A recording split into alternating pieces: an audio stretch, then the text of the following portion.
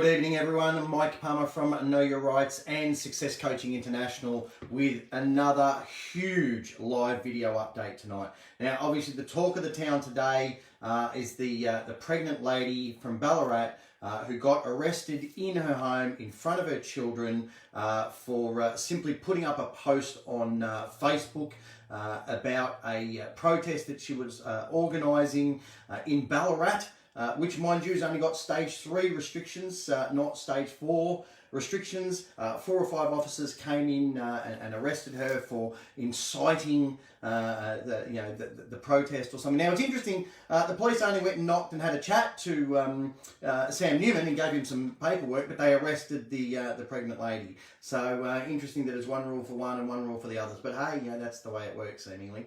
Now, look, I've also heard reports, people say, oh no, that footage was, it was fake, it wasn't real because the cop's ID wasn't right or they weren't wearing gloves or whatever. Look, personally, I don't believe that. I haven't looked into it to that detail to know. I'm not really going to address that tonight. But put it this way, if it was faked, then we've got even bigger problems. Okay, so let's assume that it's real. The fact is that the police are being completely heavy-handed. They're going above and beyond what they need to be doing, and it's completely unnecessary. So it's very obvious that the last video that we did entitled An Important Message to All Policy Enforcers has not gotten around to all policy enforcers. So I urge you, please help to share that video and get it out there. Also, the video Clarification on the State of Emergency and Police Powers clearly hasn't gotten to these people. So I'm asking you all, jump on our YouTube channel, find the video on this page under the videos tab and share this around far and wide.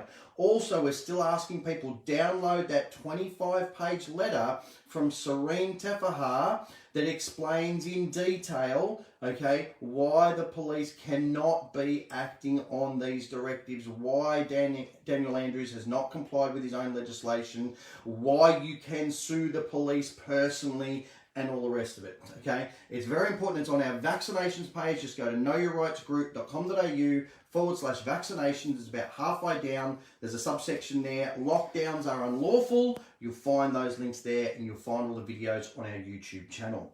All right, so I'm sure our website's going to get smashed again tonight. We've had a lot of comments about that. I tried to get on your website and download those documents. There's only so much bandwidth. There's only so much CPU usage. So if you're trying to get on our website, especially now as you're watching this and you can't, please just keep trying. It will free up at some point. Now, getting back to the lady. Now, it's interesting that Daniel Andrews, our illustrious leader, has claimed in a press conference just today that he had not seen the footage of that arrest. Okay, now it's been viewed millions of times online, but yet he hadn't seen it. Now, either he's lying or he's surrounded himself with completely incompetent fools. Okay, this is the guy who's supposed to be our leader, and he hasn't even seen a video of an arrest and the fallout of his directives on the very people he's supposedly trying to protect and keep safe. Who the hell's advising him? Okay? So this is a message directly to Daniel Andrews, and I urge you all to pass this on to him. Mr. Andrews, if you are serious about stopping these protests on Saturday, if you genuinely believe that they are going to cost lives, as you claim, more so than the suicides that are on your head, okay, then be a leader. Stand up tomorrow, Friday, not Sunday. Give the people of Melbourne what they want. Give them the answers that they seek and give them the roadmap to recovery now. Don't be a coward, okay? Don't wait till Sunday when you can conveniently blame whatever happens on all the protesters, okay? Despite there being very few cases linked to the Black Lives Matter protests that you said were okay only a few months ago. Okay, don't wait till Sunday and try and blame Victorians for your incompetence. Okay, give people at least an outline tomorrow on Friday. Okay, show them that you actually have a plan. By all means, you want to amend it, adjust it a little bit on Sunday, great. Okay, but be a leader, mate. Don't be a puppet. Okay, and guess what? If you lead from the front, if you be proactive, people might actually believe you, and then there's every chance that there'll be no need for people to protest on Saturday. But conversely, if you don't man up, Okay, if you don't give people, the very people that you're supposed to be leading and looking after, some definitive direction and be proactive to stop these protests, not by enforcement, but by encouragement, then whatever fallout happens, that's on your head. Okay, I'm so sick to death of the government's pitiful, power-hungry, heavy strategies to get what they want. It's always about the big stick. It's never the dangling the carrot. But as you've seen firsthand, that doesn't work. Okay, when a child learns to walk and it falls over, you don't go, oh, you idiot, you'll never get up, don't worry about it. No, that's it, get up, come to mum and come to daddy. It's encouragement. You do that with children. You don't punish them, you encourage them. Why do you think it would be any different with adults? Okay, Daniel Andrews, if you want people to socially distance, if you want people to wear masks, if you want people to stay at home, then encourage them to do so. Give them the data that shows them that it would be in their best interests. Don't simply punish them because they don't. You've had us all here in Melbourne locked down in stage 4, wearing masks, walking around like muzzled muppets, okay, for a month now, and yet we've had some of the highest daily numbers of deaths during that same period. Okay, sure, the number of new cases each day has dropped, but why is that? Because you've had everybody locked up so they're not getting tested. Okay, of course the numbers are going down. Okay, you wonder why people are frustrated and they want to take to the streets and protests. I mean, what are you thinking? You've treated us all like mushrooms, okay, keeping us in the dark with no accountability for your monumental cock-ups with the quarantine debacle, okay, and you're feeding us absolute BS. Right? You want to accuse me of inciting something with this video? The only thing I'm inciting, which by the way is legally defined as the act of urging on or spurring on or rousing to action, the only thing I'm inciting is for you to step up, mate. For you to be a true leader. Okay? Take some positive, constructive, proactive action to A, stop the protests from happening if you genuinely believe that they are harmful based on some actual data, not scientifically meaningless tests. Okay, B, start putting your money where your mouth is. Start handing out money to those people who truly need it because you've destroyed their businesses, you've cost them their jobs. And when I say hand out money, give them the money. Don't make them jump through the hoops. Don't make them sign up for ridiculous MyGov accounts where they put all their personal information on your insecure servers. Put your money where your mouth is and hand out the money. Okay, and C, tell us the specific steps that you're going to take to help us to recover from this extraordinary mess that you have created. Basically, Dan Andrews, man up. Be a true leader. Otherwise, if not, the consequences of what does or doesn't happen on Saturday is squarely on your head. Now, I want to make it crystal clear here. I'm not saying people should or shouldn't go to the protests. Clearly, here in Melbourne, if Dan Andrews pays any attention to what I've just said and takes the appropriate action tomorrow, there should be no need for any protests because no one will want to protest because Dan's going to step up, reveal his plan and lead his people through this mess. Now, on the very off chance that that doesn't happen and people are still considering attending the protests on Saturday, what should you know? Grab a pen and paper and write this down. So, firstly, look up the video that's doing the rounds on Facebook where the Victorian Attorney General makes it crystal clear that neither the state of emergency nor the state of disaster can override our rights under the Universal Declaration of Human Rights. Okay, she says that very clearly, and that's vitally important to understand. Specifically, that declaration comes into force and effect right here in Victoria through the Charter of Human Rights and Responsibilities Act 2006, and it comes into effect around the whole of Australia via the Australian Human Rights Commission Act 1986. So what does the declaration say, and what are those rights that, again, cannot be affected by a state of emergency or state of disaster? Well, Article 13 says, everyone has the right to freedom of movement and residence within the borders of each state. Okay? That means none of this 5 kilometres from home rubbish. Okay? None of this, oh, you can't travel after 8 p.m. rubbish. Right? Article 19. Everyone has the right to freedom of opinion and expression. This includes freedom to hold opinions without interference and to seek, receive and impart information and ideas through any media and regardless of frontiers, i.e. posting things on social media and Facebook. Article 20, number 1, everyone has the right to freedom of peaceful assembly and association. Right there, people, is your right to protest. Peaceful assembly and association. Now, it gets even better, because these rights also come into effect via the operation of Articles 26 and 27 of the Vienna Convention of the Law of Treaties, which Australia signed up to. So they simply cannot alter, suspend, or in any other way affect those human rights. Now, I've seen numerous arguments that a state of emergency or a state of disaster can have the effect of suspending other laws. And yes, that's absolutely correct. But A, they can't suspend treaties that the Commonwealth has signed up to.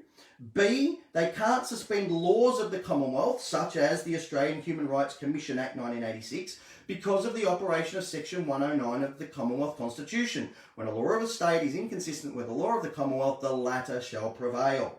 Okay, and C, they can only suspend a law or act by making a declaration as to which laws or acts are being suspended, and no such declaration has been made. Okay? Now again, I want to make it clear, if Dan Andrews does the right thing tomorrow, Friday, there should be no reason for anyone to protest. But if he doesn't, Schedule 2 of the Human Rights Commission Act 1986 specifically includes those articles and those rights, in particular, that right to protest. Now, even further to this, as we covered on Tuesday night's radio show, Daniel Andrews himself gave the compatibility statement for the Public Health and Wellbeing Act of 2008 when it was recited in Parliament, and he made it clear that it was compatible with all human rights. So anything that he relies on that is incompatible with those rights, as I've just explained them to you, would be invalid. So that's the highest level of our rights, if you want to look at it that way. So then we come down a step, okay, because this is international treaties. So now we come down a step to Commonwealth legislation. Now, in particular, write this down, Section 83.4 of the Criminal Code Act 1995 relates to people who try and interfere with our political rights. Now, this is what it says, okay? Again, this is Commonwealth legislation. In 83.4, interference with political rights and duties. Number 1, a person commits an offence if the person engages in conduct and the conduct involves the use of force or violence or intimidation or making threats of any kind, and C, the conduct results in interference with the exercise or performance in Australia by any other person of an Australian democratic or political right or duty, and D, the right or duty arises under the Constitution or a law of the Commonwealth. So, Assistant Commissioner Luke Cornelius, when you stand up there and call protesters batshit crazy and you threaten them with arrest, you are interfering with a political right, okay? The penalty is 3 years imprisonment. So if the police want to go and arrest someone, they should probably start with Luke Cornelius, because the way I read it, he is completely in breach of Section 83.4, okay? Now again, I want to make it clear, I've heard that there's various protests being organised all around Australia on Saturday. And we've heard that police intend to fine people, we've heard that police intend to arrest people. Specifically in Melbourne, we've been told they're going to create an entire ring around the whole city so people can't even get in and enter the city at all. So, I want to make it clear to everybody watching this, okay? Do not get into an argument with police. If they stop you, just ask them, officer, are you personally infringing on my human right to travel freely within the state pursuant to Article 13 of the Universal Declaration of Human Rights? Are you also infringing on my right to travel freely among the states as per Section 92 of the Commonwealth Constitution? Now, if they say yes, just simply thank them for confirming that, get their name and number from their badge, because now you can sue them personally for infringing on your rights, as we explained in those last few videos. Again, we do not want people getting arrested, so please do not argue with the police, but know those questions to ask and how to ask them. Please, everyone, let's look at the bigger picture here. The whole point of these planned protests is to send a powerful message to the government and their enforcers that we are not going to tolerate this draconian behaviour. There is absolutely no better way to do that than hitting them where it hurts, right in their back pocket, suing them personally. Okay? As I've explained before in the last couple of videos, when you inform the police of the law and they refuse to acknowledge that, and they make a personal decision to deny you your rights, that's a personal choice and you can sue them personally. They have no protection from the state or the government, okay? And that was all explained very clearly in that video. Again, the title is An Important Message to All Policy Enforcers. Please go and watch it if you missed it. Now, if you're walking into the protests, okay, and police try and detain you, okay, you need to remind them that pursuant to the Supreme Court case of DPP versus Hamilton, you are not required to stop and speak to police unless you are under arrest. So just keep walking. Now, if they try and forcibly stop you, okay, you simply ask them, are you attempting to detain me for the purposes of facilitating an investigation contrary to the Supreme Court ruling in the matter of Regina v. Banner? They have no right to ask you, where are you going, how far away from home are you, or all of these things. Now, as I've said more times than I can count, if you're not wearing a mask, if you're in a massive group of 100 people all shoulder to shoulder, then absolutely the police will obviously believe that you're committing an offence. So they have every right to ask you for your name and address, and you are required to give it to them. But you do not need to answer any other questions. And you should, of course, only provide that information under duress once they threaten to arrest you. Now, here's the key. If they threaten to arrest you, you can remind them, as we spoke on Tuesday, about the High Court ruling in the matter of Robinson versus New South Wales Police, where the court ruled that police cannot arbitrarily arrest you without intending to charge you. Now, if you've provided your name and address, okay, then you have complied, all right? You don't need to do any more, all right? So that's an arbitrary arrest. If they go, oh, but you need to provide your ID to confirm your name and address. No, you're not required to carry ID. As I said in the last video, we're not in Nazi Germany yet, okay? So that would be an arbitrary arrest. If they say they're going to arrest you because you haven't put a mask on or because you're more than 5 kilometres from home, these are not arrestable offences. They're not indictable offences. They can't charge you with not wearing a mask. They can only give you a fine. Okay? They can't charge you with breaching the Chief Health Officer's directives. They can only issue you a fine. Okay? So they have no right to arbitrarily arrest you unless they intend to charge you. Now, there's nothing to charge you with there, so it becomes false arrest and you can sue them personally. Now, another important point to note, okay, under section 456AA of the Crimes Act 1958 in Victoria, the police are actually required to write down their name, their rank, and their station when you ask them to. They can't just point to the badge and go, oh, that's my... No, officer, I require you to write down your name, rank, and station number. Force them to do it. It's a crime if they don't. Look it up, 456AA of the Crimes Act 1958. All right? So, once you've got their name, their rank, and their station number, you've got all the details that you need to now issue civil proceedings against them under section 15F, okay, of the Crimes Act 1914. Now, if all of this falls by the wayside, you're getting absolutely bullied, harassed, whatever, and they arrest you, do not resist arrest. Do not give them anything. The minute they place you under arrest, you have the right to silence. You do not have to answer any questions. If they take you into the station, they sit you down in an interview room and they question you, just say no comment to everything. You are not required to respond to anything. Okay? So please be aware of this. And if they don't charge you, it becomes false arrest, and again, you can sue them. Now, if you're one of our more advanced members watching this, okay, you can ask the police to provide you with a copy of the biosecurity order or the public health order that specifically names you, John Smith, Jane Smith, okay, because the government cannot just issue a blanket order, okay, that applies to everybody. Go and look up what the Biosecurity Act says. You can ask police, do you claim to be an authorised officer under the Public Health and Wellbeing Act? Now, if they say yes, you just say, great, I require you to produce a copy of your instrument of delegation. Now, if they don't, they're impersonating a health officer. That's another crime.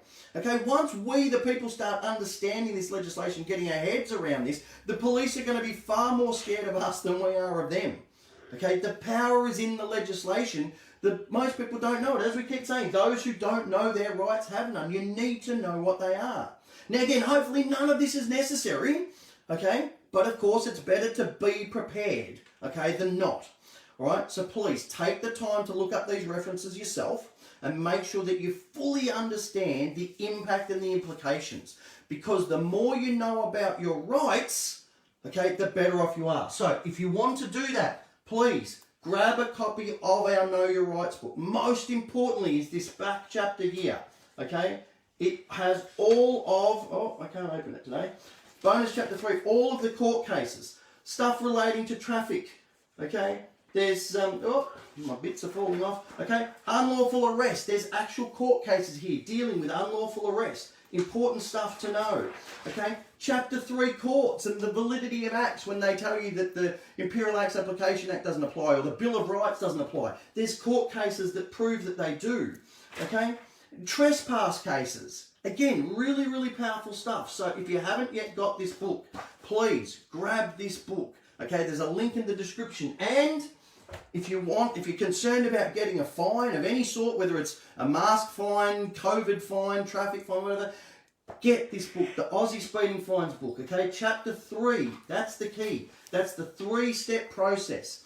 All the letters are pre-written. All you have to do when you get a fine is just copy and paste your details in there and send them off. They're super effective, okay? And then, okay, you've got chapter 5, which is another key one. How to legitimately adjourn a case for a long time. The courts are absolutely swamped. They're completely backlogged, okay? They can't handle the workload. So when you adjourn it out, the longer you adjourn it out, the more chance there is of having it withdrawn, having it dismissed. The officer's left because he's watched our videos and realised, oh my God, I'm going to get sued personally, whatever. Okay, there's plenty of really powerful information in this. Okay, now the other one I want to just quickly recommend is this Bank Secrets Revealed book. We had a testimonial come through from the BSR guys. It's going to blow your mind. It blew mine. I've never even heard of this happening before. Very quick, it says, to the team, thank you very much for your support. Yesterday was a great day. We had a Gem Visa card debt with Lion Finance after being harassed for a long time. A default notice went onto our credit file for $8,715. We received court papers that increased the fine to $11,000, maximum stress. After that, we were bullied into a $30 weekly plan. Since COVID in March, I took advantage of the situation, put it on hold. We found Bank Secrets Revealed. We sent step 1 letter in on the 30th of the 8th. We received a letter of offer last week saying final offer, $5,500. We made a counter offer of $2,000 plus our credit file cleared. They accepted and we received it in writing. Account closed, credit file cleared. Thank you. Everyone needs to know what's going on and they have support. It's the most stressful thing we've been through. So, I mean, that shows you how powerful that Bank Secrets book is. $11,000 court fine and a default on their credit rating, and they had it removed and settled for $2,000. Okay, very, very powerful information in those books. All right, so we've got all of those available. There's a link. We've got different combo packs and stuff. Just look on our website, go to the Our ebook page. You can see all the options there. All right, so I'm going to leave it there because we've gone like crazy long tonight. We're going to wait and see how Mr. Andrews responds over the next 24 hours. Hopefully he gets bombarded with a copy of this video. Please feel to share it with him, anyone who's got direct contact. Now again, I want to make it clear, there should be no protests, at least in Melbourne, okay, because there should be no need. Dan Andrews needs to step up. He needs to reveal his roadmap for recovery tomorrow, Friday, and show leadership, rather than leaving it to Sunday when he can conveniently blame whatever he likes on all the irresponsible protesters. Okay, Dan Andrews claims that the protests will put lives in danger. But what about what he's been doing for the past 6 months? What about all the ruined families, the increase in domestic violence, the increase in crimes, the massive increase in suicides? Now, in my opinion, it's just my opinion, okay? And some of you may feel the same way, but I feel that Dan Andrews' decisions have put far more lives in danger than a few people exercising their rights to peacefully protest would. Now again, that's in no way, shape or form to be considered a suggestion that anyone does attend those protests. It's just my opinion on what I believe is likely to put more lives in danger. Now, if the police want to arrest anyone for inciting a protest, they should be arresting Daniel Andrews for his lack of leadership, his complete bungling of the quarantine situation, which has A, caused this entire mess, and B, is the real reason that people are fired up and incited to protest. In the meantime, given how completely out of control things have become here in Victoria and how the other states are still again potentially facing tougher restrictions moving forwards, it is now more than ever so important to know your rights. So again, I urge you all to please grab a copy of these books. The links are in the description. And as we head into another weekend, I urge you all to please get informed, get fired up, and get proactive. I look forward to speaking to you all safe, sound, and secure on Sunday night. Thank you.